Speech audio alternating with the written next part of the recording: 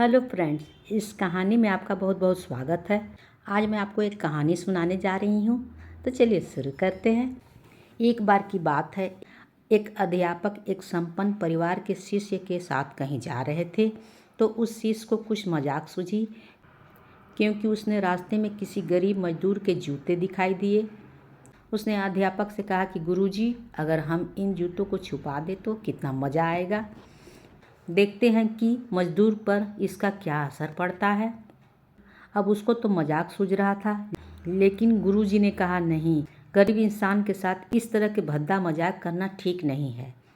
उसने कहा, क्यों ना हम इन जूतों में कुछ सिक्के डाल दें और देखें कि इसका इस गरीब मजदूर पर क्या प्रभाव पड़ता है। उन्होंने ऐसा ही किया। जैसे ही मजदूर अपना काम करके लौटा और उसने एक पाँव अपने जूते में डाला तो उसको कुछ कठोर सा महसूस हुआ। उसने अंदर हाथ डाला तो उसको कुछ सिक्के दिखाई दिए।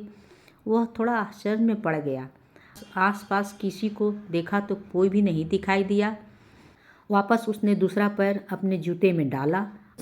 उसको उस जूते में भी कुछ सिक्के दिखाई दिए।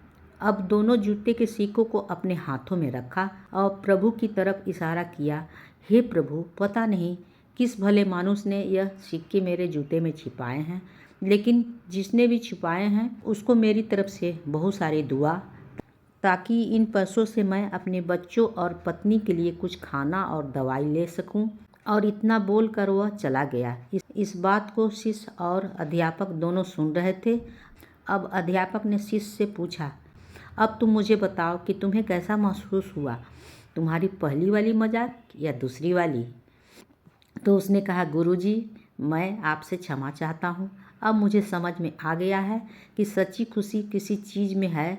तो जब हम किसी की मजाक उड़ाते हैं तो हमें कुछ पल के लिए आनंद मिलती है, लेकिन इसमें हमें बददुआ मिलती है। अगर हम किसी को मुश्किल परिस्थितियों में मदद करते हैं और अंदर ही अंदर हमें पता है कि हमने उस इंसान की मदद किया है, यही सच्ची खुशी है। जब हम दूसरों की खुशी देते हैं तो हमें सच्ची खुशी मिलती है। कहानी होती है समाप्त।